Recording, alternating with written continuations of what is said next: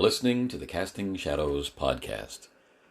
This episode is a follow-on conversation with Daniel Jones, the creator of the Primeval Fantasy RPG, forthcoming, and the host of the Primeval Fantasy podcast and YouTube channel. I guess to boil it down, we could say that a key point of this RPG and Daniel's interaction on the internet are to talk about otherworld immersion. And if you are a follower of this podcast, then you'll recognize what we're talking about in terms of otherworld immersion as occurring as in character, as character play, with an emphasis on pushing all of the system considerations over to the game master so that the players can imagine in an uninterrupted state. Now, if that sounds like a great degree of deviation from how you and your group normally plays, then you're in the right place for this episode, because this is about some ideas to get that conversation going. If we want to try this, how would we do it? What would it be like? How would we recruit new players? And how would we entice or persuade or connect with established players? How do we get on the same page? I don't know if we answer those questions, but we sincerely try. And as always, your comments and interactions are welcome. All right, enough introduction. Let's get into the conversation with Daniel.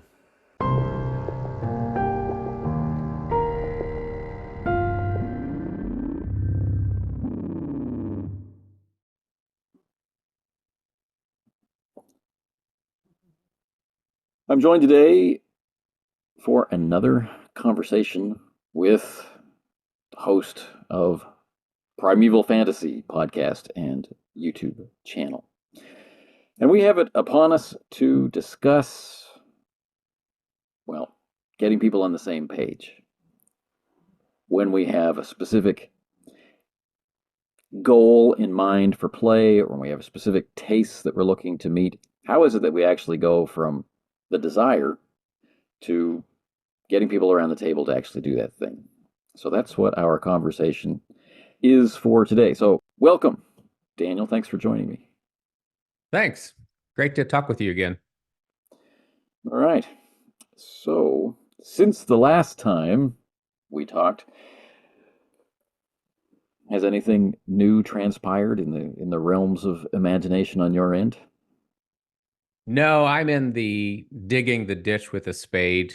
A part of everything I work on feels like that right now, and that's just natural. Like when you're editing, I'm editing the text for Primeval Fantasy, and it's just a lot of work. Perhaps the biggest part of that energy is preventing myself from saying, what if I do X and Y to the system? I have to smack myself, right in the forehead and just no, stop it, finish No more and changes. release. Yeah. There's all that temptation's always there. So, Yeah. yeah, daily work on that. That's pretty much it. All right.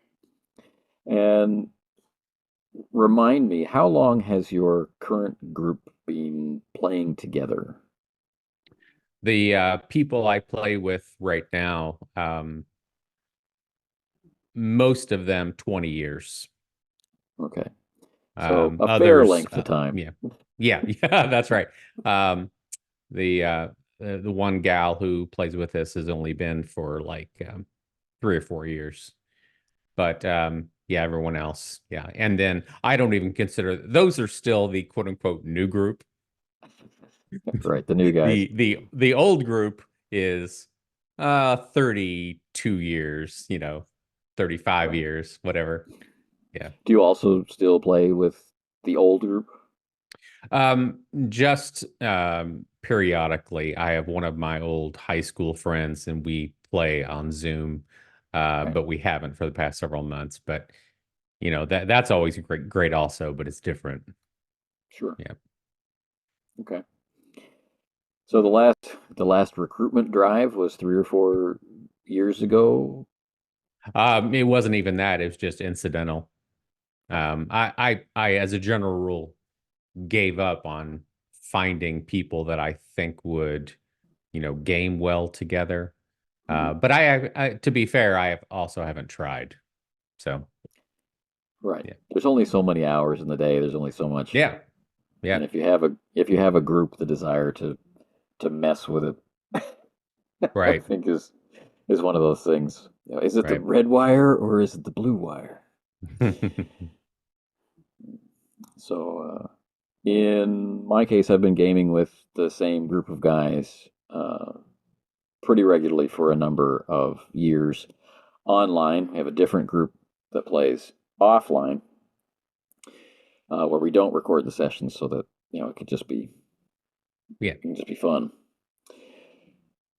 But recently, starting the Call of Cthulhu campaign that we've been slowly releasing the sessions for, uh, we have uh, totally new players that we haven't played with before, people that I've never had gaming conversations with and have never played with before, people I've had conversations with about gaming, but we've never played before, people that I played with a lot and we're playing in a slightly different way, and people that I haven't played with for a while, where we know we have divergent tastes, but are now coming around to try and play the same way. So it's a pretty interesting Yeah, you're across the board.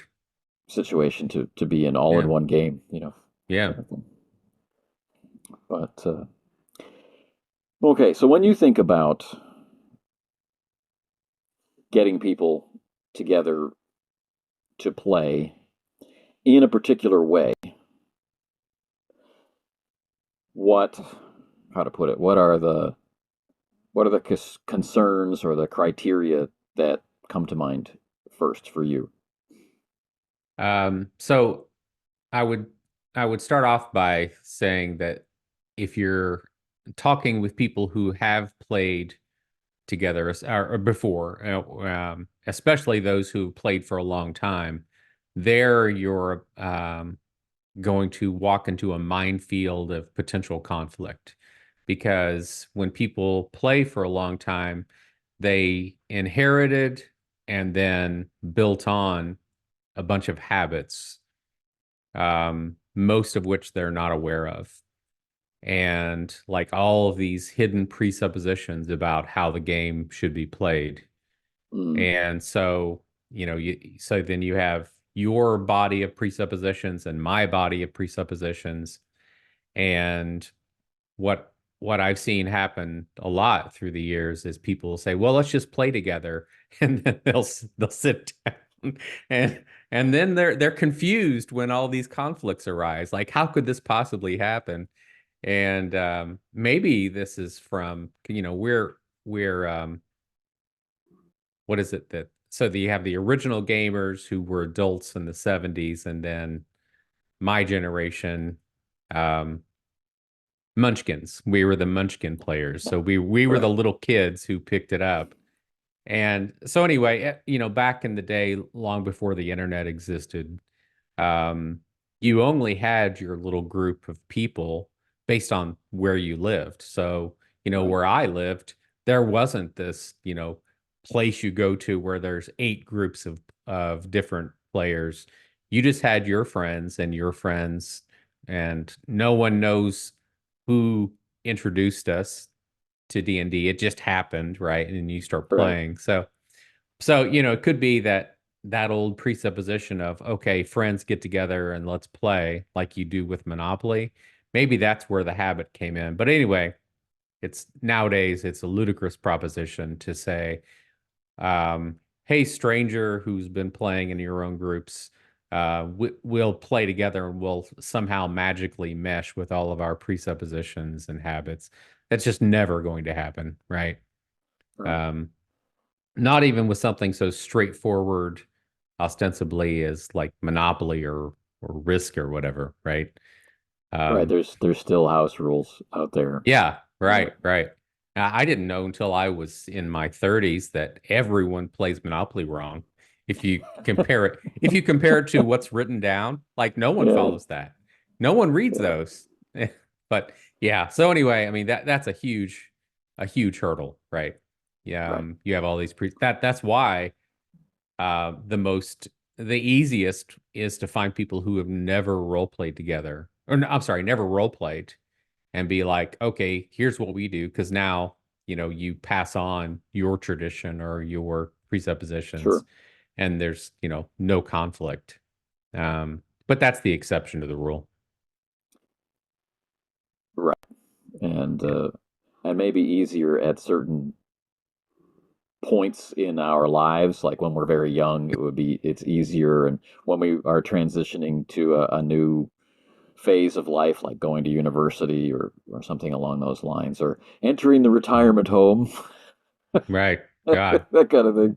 Maybe we'll have that opportunity for that fresh mix Hmm. of newcomers. But I don't know. I've often liked to have large groups whenever possible, and living over here in Korea, it's not always been possible, but there have been times where the group has slowly accrued, you know, as people come in for their 1 year or 2 year contracts, they've become temporary parts of the group, and the size of the group has swollen up from 4 people to 5 to 6 to 7, and all of these people are coming with varying degrees of experience from none. When we started playing the Fantasy Flight games, Star Wars, a significant number of the people in the group had never played any role playing game before, and Hmm. the other part of the group had only played different editions of D&D. And there was one guy in the group who had played the old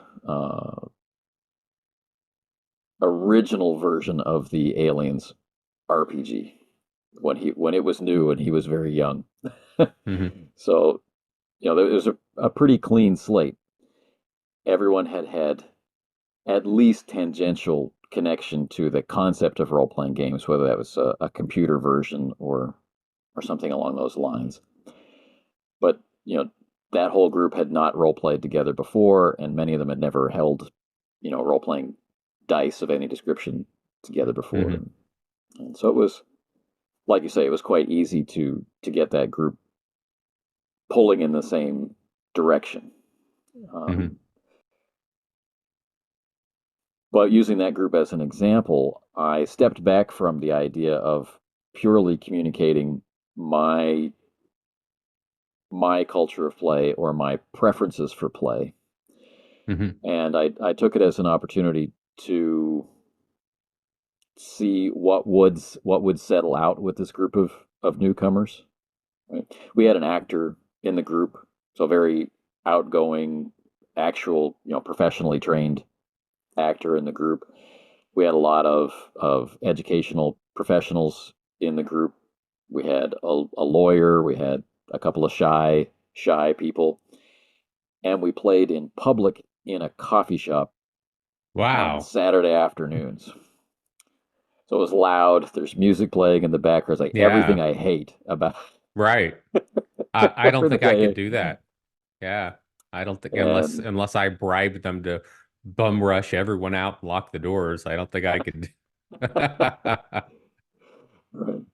So we still found our way into that Mhm. that far away galaxy, and to have some fun, and came pretty close to a satisfying level of in character play for me. Everyone thinking of their character as I, and generally speaking from that position, not taking on a third person role, but also not shying away from talking about the mechanics, right? Because people were new and they were unsure of, is this when we do the thing, and which Right. dice do I need, and that kind Sure. of stuff.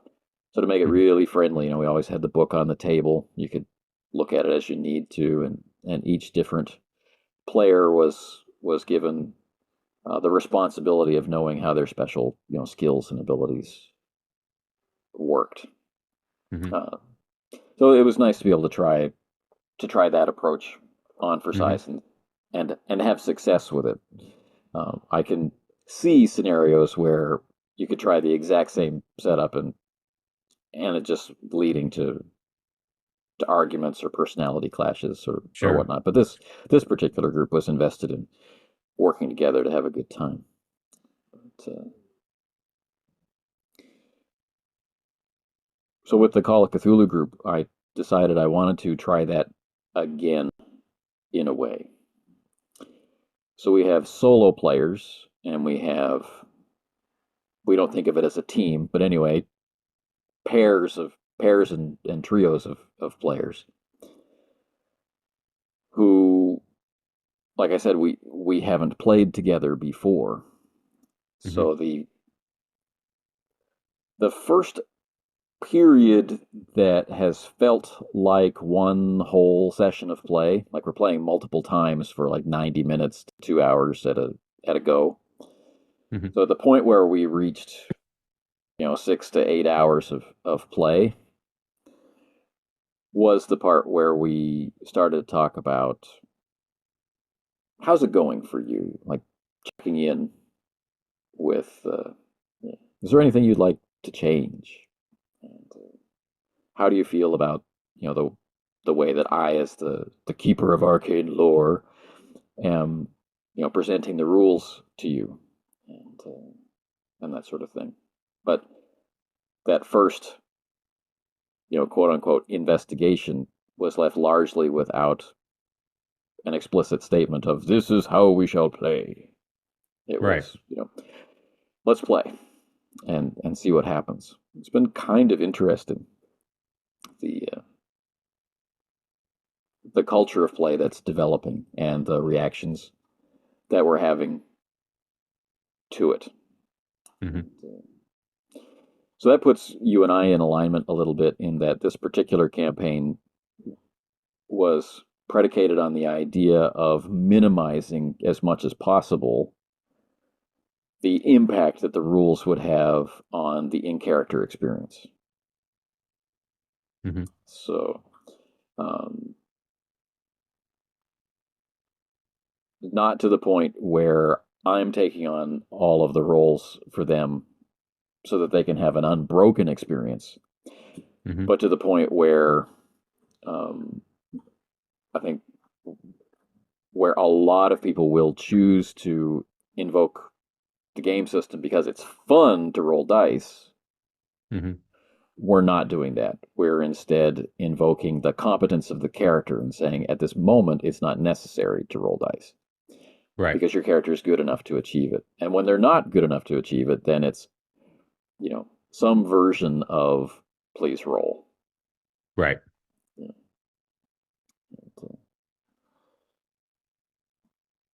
So it's this area where our conversation will begin as players. Like, how much do you like this experience of minimizing the impact?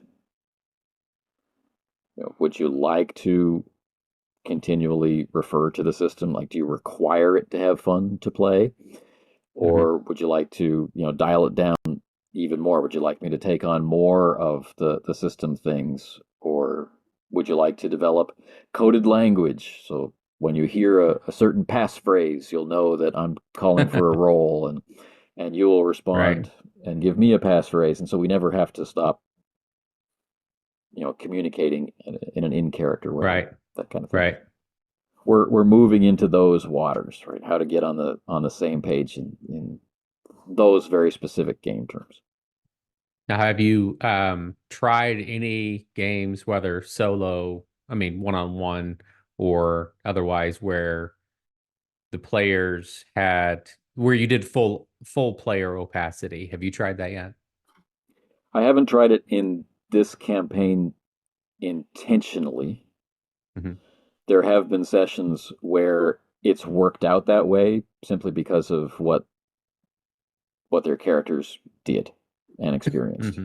Right? Hmm. No rolling was necessary. No discussion of Mechanics. stats or Yeah. points or anything was needed. It was one conversation after another. Now Hmm. that still had me observing their character sheets and their relative levels of competence relative to the task at hand and making a Hmm. decision.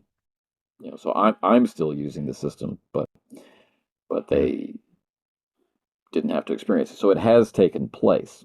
Hmm. There have been other sessions where I've intentionally gone into it very relaxed to provide contrast, and we have out of character uh, banter with each other. I call for a named roll. Give me a psychology roll, and they say, "Oh, I got a 65." And, all right, we've played that way for contrast purposes. So you can look at one session and Hmm. see one way of play, and then you see the exact same people with the exact same characters in the exact same situations playing it in a different way. Hmm. And, so we've got both things going on, like the pendulum is swinging Hmm. back and forth. But I think there's a reason to ask that question. Um, well, I mean, through the years, I didn't embrace full player opacity, except over the past like 2 or 3 years. Um, and it's funny. So many years ago, 20 years ago, longer, maybe even, um, we started working on unifying, player perception with character perception. But the Right. first stage of that would have just been like, you're looking for, um, someone in the woods. Even as teenagers, we realized if I, the player, roll this, I've just kind of damaged my experience. Okay, Right. I know more than my character. And so even as teenagers, we realized that something was wrong there. Or Yeah. something was counterproductive. And then, through Some the years roles of needed to playing, be made by someone else. Yeah. yeah, they need to be hidden, right? And maybe it worked out so well because we were all friends from our teen years. We were all it was just accidental. We were all theater kids. Oh, I don't talk about my theater kidness because it's been so long, but I was a very serious thespian for a long time. Um, and so anyway, we all trusted each other to, not screw the player, quote unquote. But right. in any case, as the years passed, I realized that the more that you do this, the better. Um, as far as like reaching that unity, that mental unity. If I'm looking for a bag of gold, I don't want to know what I just rolled. I mean, that you just ruined my search, right? Yeah. If my goal was I want to get the gold, then I don't care if I see it or not. If my goal is I want to be my character who really wants the gold, now it matters. Now it Now matters. Yeah. hide everything from me. So, anyway, it was only in the past 2 or 3 years that I actually tried absolute opacity. And my fear of trying it was really irrational. It's the same kind of fear you have when you're at whatever age and you've never seen, let's just say, D&D played before, and you look at someone who's a DM and you're like, how can you handle all those monsters and all their armor classes and hit points and bonuses? No one could ever do this. Don't try. And what's funny is that that's the same psychology I had with full opacity. Like, Sure. and you hear people say, the first object, not the first, one of the early objections to people talking about this is, oh, you could never handle that. You have to handle all their attacks and wounds and blah, blah, blah. I'm like, yeah, come back to me after you've tried it. and then we can discuss it. Because before now, there's not even a discussion. There's just a presupposition. And Right. so I think it was Che from Role Play Rescue who was really encouraging me to push the envelope all the way because I was at that like 70% mark with regards to opacity, and Right. so I pushed it to 100. Best campaign experience ever for the players. They felt there's something about the 70% mark to the 100% mark, and maybe that's even true of 90%. I don't know, but I think that something psychologically happens where once you go to the 100% mark, it's like a submarine with no leaks in it. Um, and so and of course, I should reiterate this is all about the kind of player who wants this specific immersive experience, this specific Sure. total one-to-one, as much as we can get it, experience. Right. Um, but yeah, once I went to 100% opacity, all the players noticed a serious difference. So let's talk about that a little bit, like in terms of if we were recruiting other players to play that way, Mhm. right? So we'd have to explain it to them. If they didn't recognize instantly what we were talking about, we'd have to explain it. So let's say you've been running the game, as you say, at 70% opacity, right? So that means 30% of system related things are in the hands of the player. So what things would those have been in those days? That would have definitely been everything combat related. Their attack in Primeval Fantasy, you actively defend, and so Mm-hmm. that has its own numbers. Your wounds, your impairments from your wounds. That was the bulk of that 30% that remained in their hands. Um, So what was hidden from them? Things like um, well, we talked about already searching and perception and yeah, initiative, anything. like that. Um, physical initiative that was in their hands at that time. But yeah, anything like perception related, I'm searching for X. I'm interacting with NPCs and um, so let's see if you're trying to guess whether someone is lying to you or not, that was out of their hands as well. That was not in there. That was one of the early Sure. things to get rid of because it's perception with regards to another person or what have you. Um, Magic was a mixture taken out of their hands for spellcasters at that time, which were always the minority. It was rare to have spellcasters, um, or I should say, it was rare to have any more than one person as a spellcaster. But anyway, back then, the spellcaster would have seen everything that the spell does. I use a spell point system, so how much it cost, its effects, and so forth. And so that they were privy to all of that back then. Right. So they could And make with tactical decisions about, and they would know I'm not able yeah, to, I don't have enough points left to cast this one. You don't have enough points yeah, to fly. Right. Yeah, that kind of right, thing. right. What's funny is at some point it was really like doing your taxes. So one of my friends, he had a very powerful mystic, and like he had a calculator and he was counting if I want to do these like 8 spells in conjunction to reach this goal, and he was having to crunch numbers, and we laugh about it now. It's just so antithetical to what we want. Um, Sure. but yeah, but back then we thought it was necessary. We thought that the player had to have that I couldn't handle it, but turns out that's not true. There's a flip side to that coin, not that Mhm. you can't handle it side, but the um, players can find a use for it.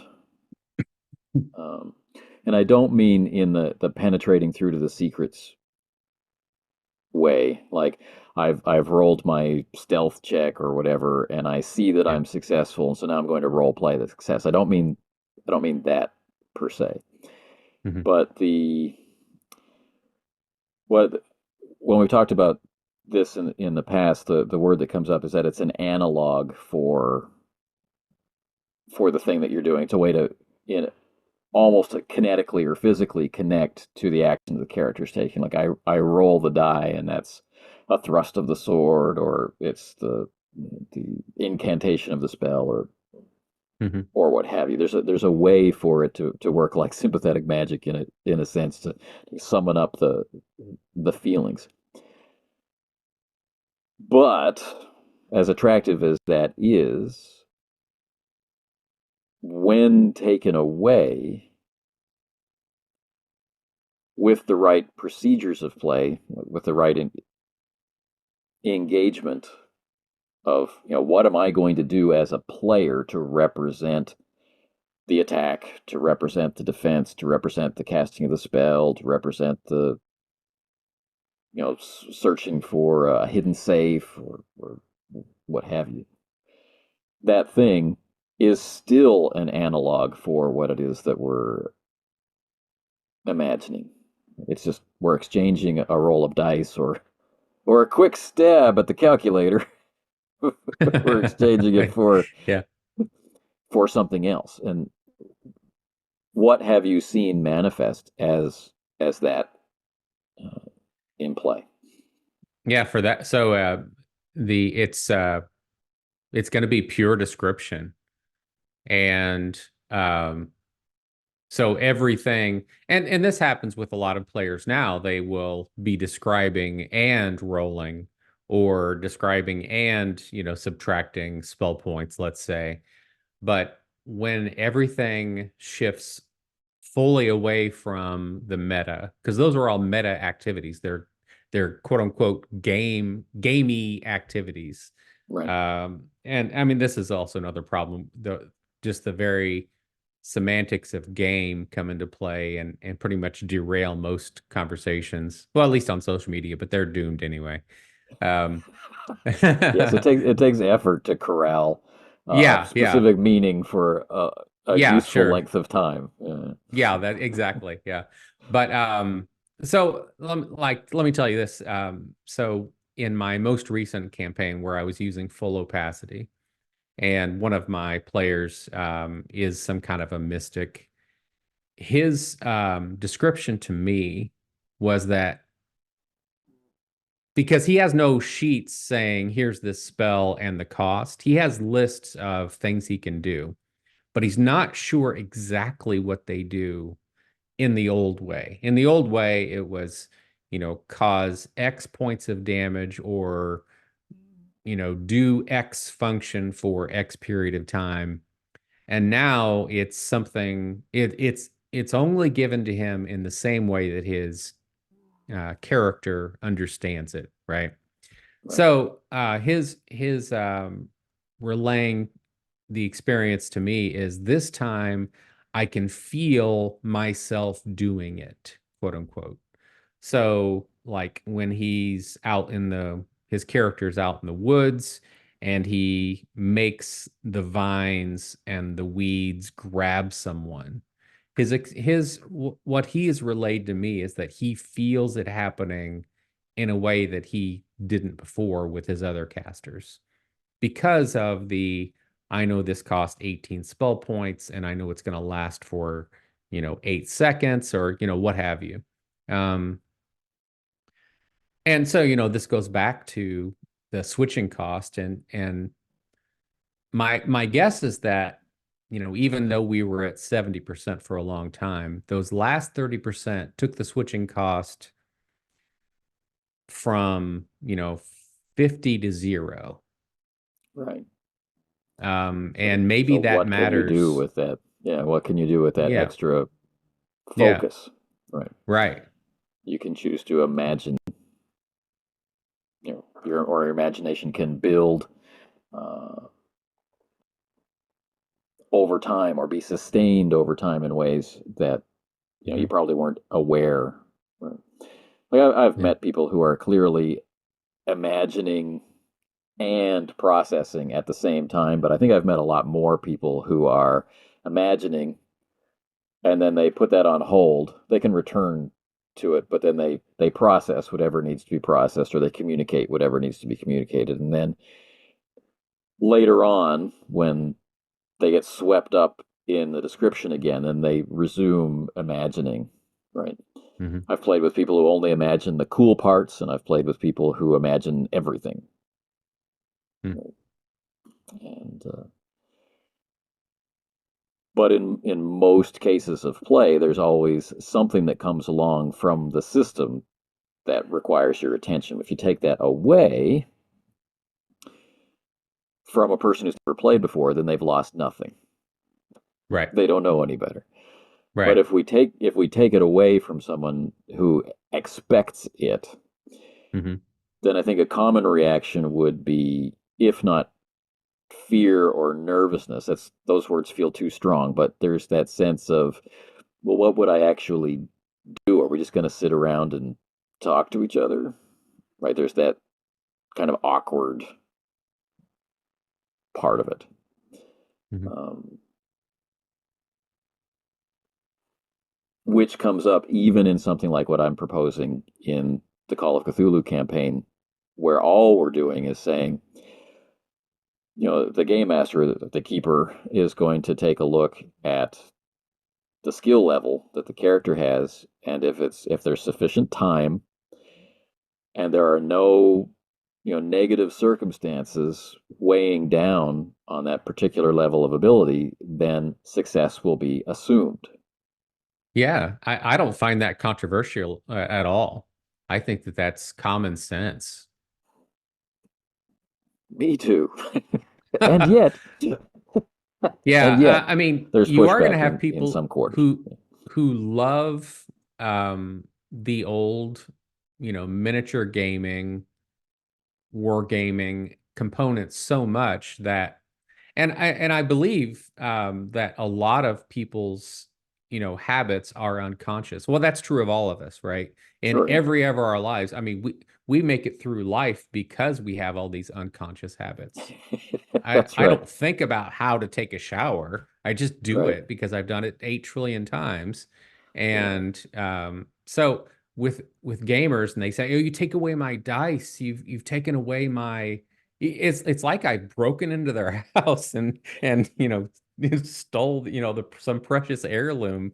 Right. Um, and going back to the original topic, getting on the same page. This is why the first protracted conversation with people needs to be, what experience do you really want?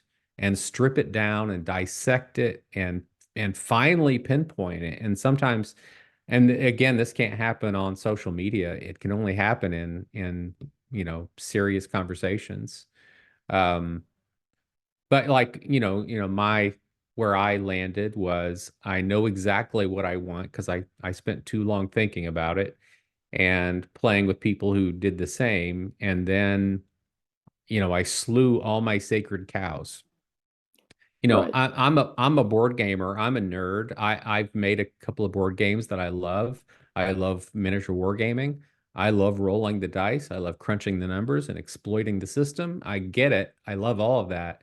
But when I pinpointed what I want for role playing, which is a deeply like immersive connection with my character in a solid world, I had to kill those sacred cows.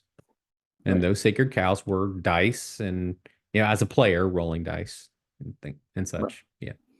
Yeah. If I know what I want, then that opens the door to figuring out what I need to do to get it. Yeah. It's the answer is not revealed like holy text or something like that, but Yeah. it's okay. What worked. What sessions do I remember that were awesome? What sessions do I remember which were the exact opposite of awesome? What things that happened in common and so are therefore irrelevant? What special things happened, and are they reproducible? And and moving from there, being willing to talk is a great way to discover them. Mhm. Introducing all of this to an Yeah. experienced player, I think we run a real risk of, instead of communicating the thing that we want to communicate, this is the goal that the established players in the group have identified. This is the methodology that we're using. I think we run a real risk of not explaining but justifying Hmm. what we're doing, which then can easily cascade into complaining about or predicting complaints from the listener and trying to head them off at the pass. Now I know what you're thinking, Well, a lot of and mine you're comes from wrong. experience. I mean, I've gotten, once since I started pushing opacity, I get the same um, objections, and they're usually uninformed objections. They're usually Sure. from those who have not actually considered the subject matter. Right. So yeah, some of that is reflex. Yeah. Yeah. I mean this is how do we get people on the same page? When I have talked about just in character play, compared to um, playing in a more authorial stance, where we're making decisions on the story layer about how the story is going to go. Well, what if my character knew this guy in this place who could connect us to the thing? Wouldn't that be cool? Yeah, that'd be cool. Let's do that. That kind of play, Hmm. shifting out of that play into that more, as you're describing it, the one-to-one unity of perspective between the player and the character. As I describe it, playing in character as character. When I suggest that, Hmm. I can get pushback, Hmm. right? And I say, well, you can't do that 100% of the time because questions need to be asked, or dice need to be rolled, or we have to learn the system, or legitimate complaints or legitimate Sure. reactions. But there's Hmm. also the habitual, I'm not familiar with that, I've never tried that, it doesn't seem likely, Right. and so I'm going to push back against it. Don't make me Right. change. Right. And Yeah, change is and if you uncomfortable. Yeah. yeah, and if you I don't want recall. the change, Yeah, then I'm that's fine right. with that. Right. Right. I'm fine. But anyway, I I cut you off. no, I recall I was studying this is a full 15 years ago, where even so if you fold your hands in the normal way, right? Right. And it feels normal. Now rotate your digits just one. It feels so wrong, you can't concentrate on anything else. Right. And I think they did experiments where they were having them like solve puzzles, keeping their hands like this, and the distraction level was so high it impeded it to some percentage. Right. But yeah, that I mean that's the way we are. We're so bound to our habits. Yeah. Sure. There's the, if it has not been broken, why should I fix it? Right. And Yeah. and lots of things. Um, I really enjoy role playing games. Why mess with it?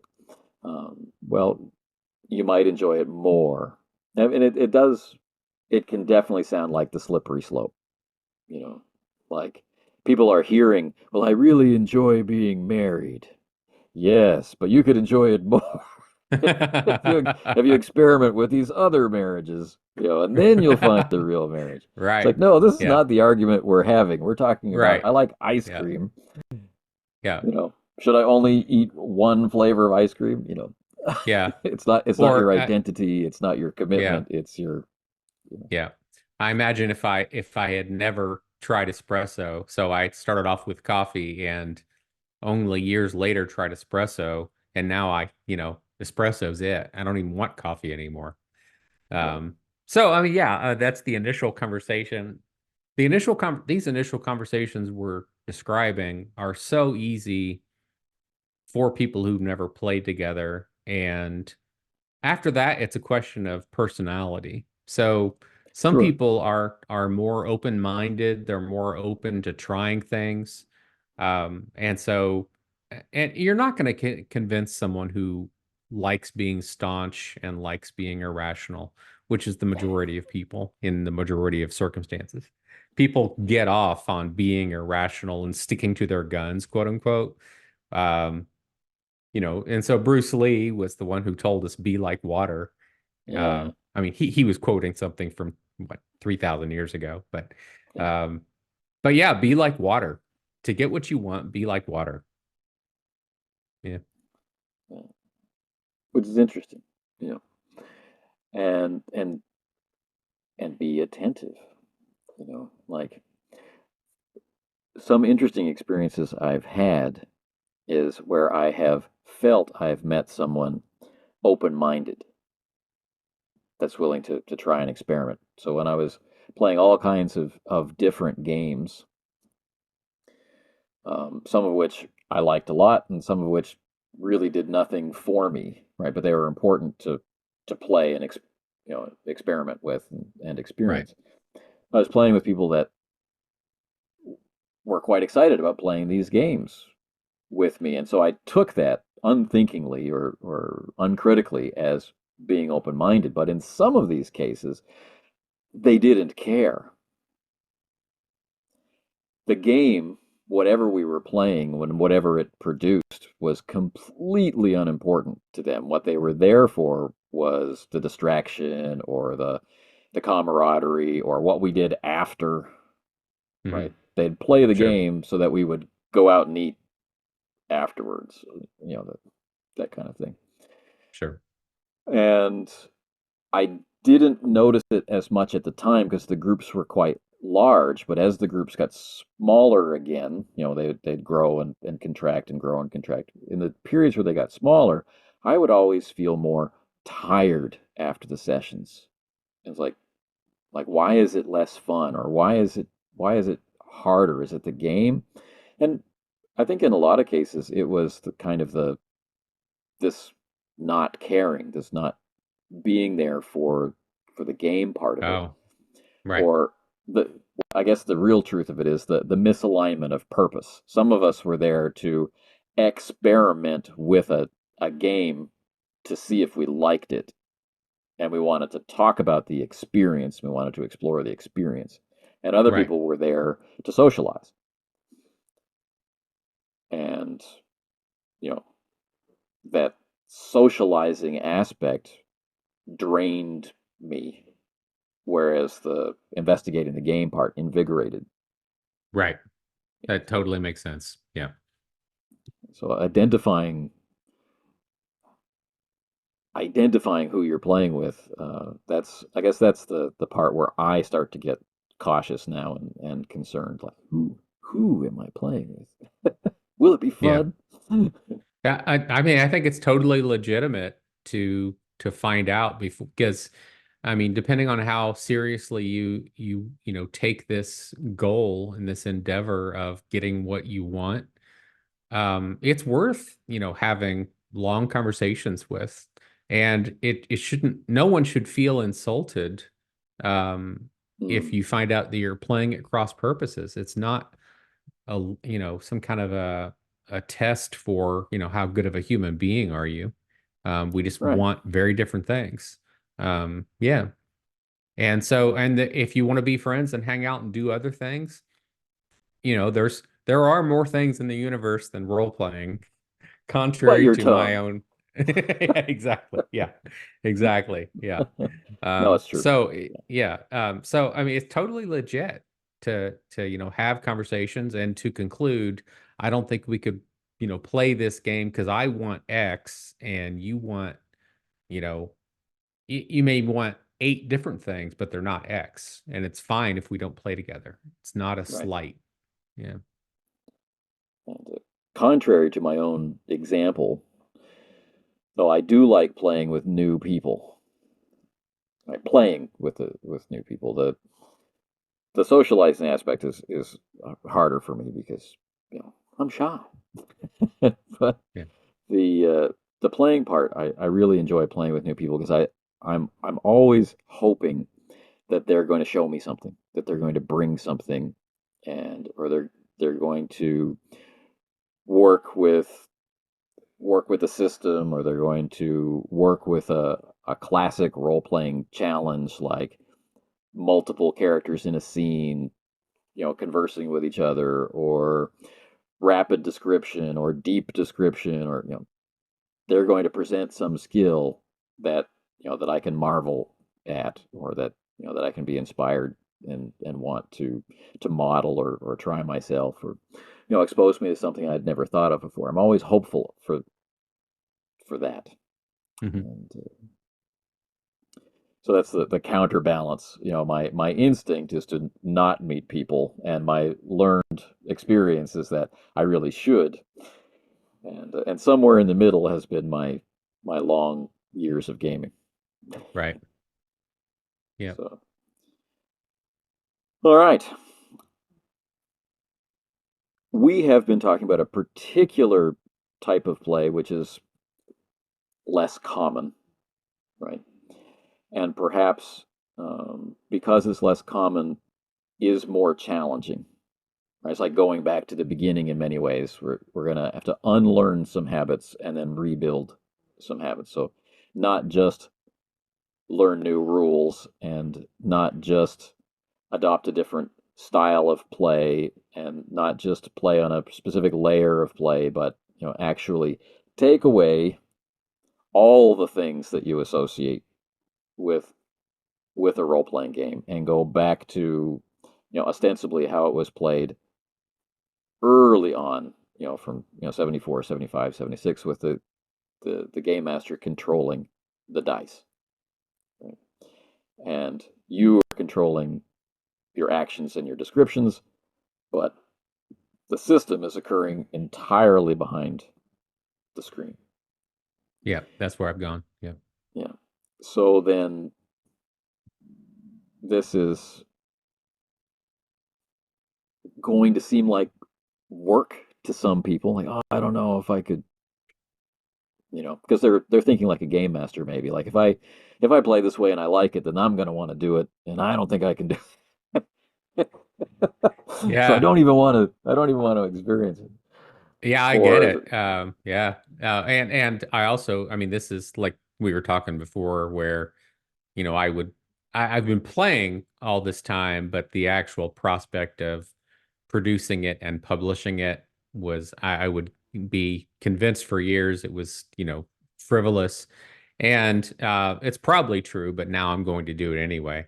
But yeah, I mean, I get all of the obstacles, and like whenever I publish it, I'm not requiring the players. I'm not going to come to your house and make sure you play this way. All right.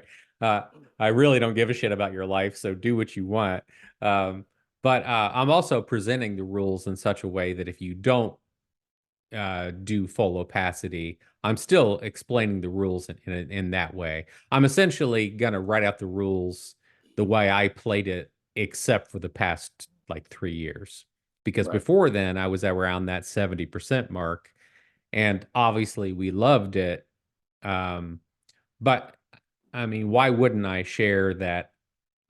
For those who want the same thing I want, I think I found something important, and I think it's full opacity. So I'm going to present yeah, that. And I know that hardly anyone picks up any indie system, um, regardless. Yeah. And mine being so different is going to have even fewer people. I get it. And so be it. But yeah. well, you never know. Like uh, friends of mine have recently released a game. They've been working on it for a number of years. I think they were slowed down by COVID, as were we all. Right, Yeah. but they've recently released it. It's on full release now. It's called The Dark Age of Man. It's by Candlelight Games. And so a lot of people that I regularly play with get together on the many nights when I'm not available to play, and they've been playing it. So Ivan of the Ivan Mike 1968 channel's been running it. The two guys who wrote it have been doing live commentary of their play as they go through. It's been pretty interesting. Mm-hmm. But this system innovates and guides players, game master and players alike, into a stance where improvisation is one of the core tenets of what they're supposed to do. They're going to be given a random prompt, and they're supposed to be able to work it in to how things are working. Mm-hmm. And the players are contributing to the experience in that way also. And there's a real sense of being as descriptive as possible.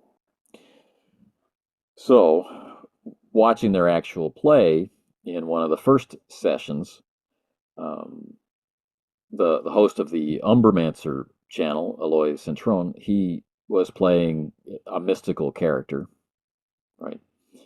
There's a priest who also has access to priestly magic kind of ability, but he's more of the wizardly type, the learned, right, esoteric lore kind of thing.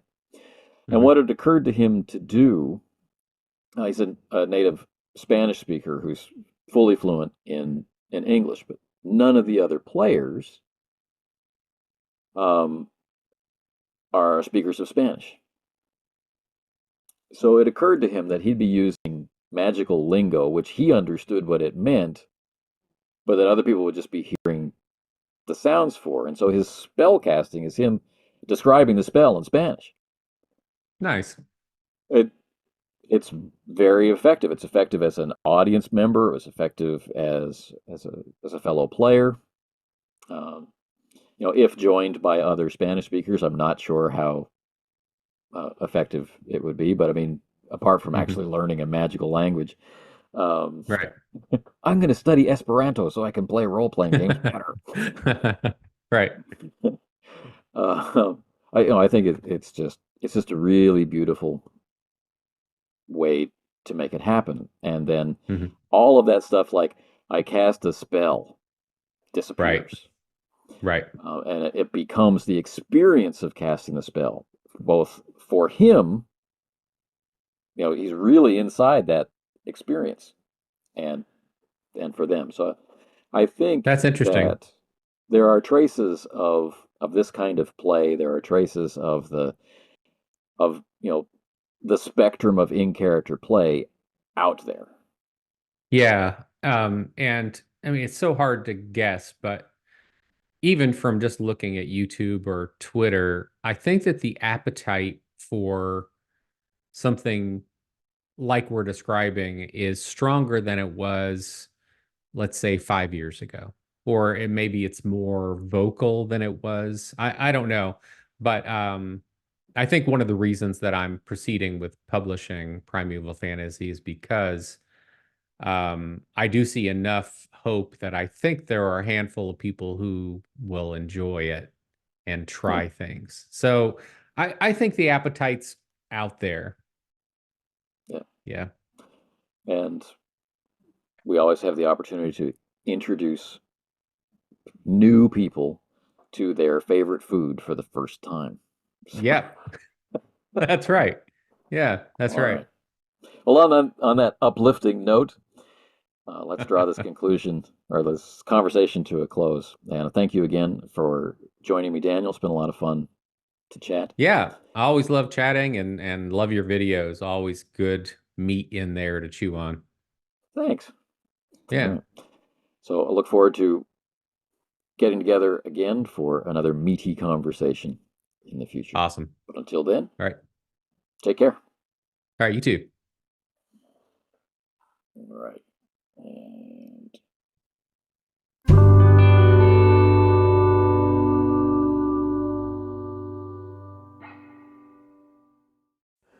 all right. That brings us to the end of this episode, and I'd like to thank my guest, Daniel Jones, one more time for coming on and reiterate how much I enjoyed that conversation.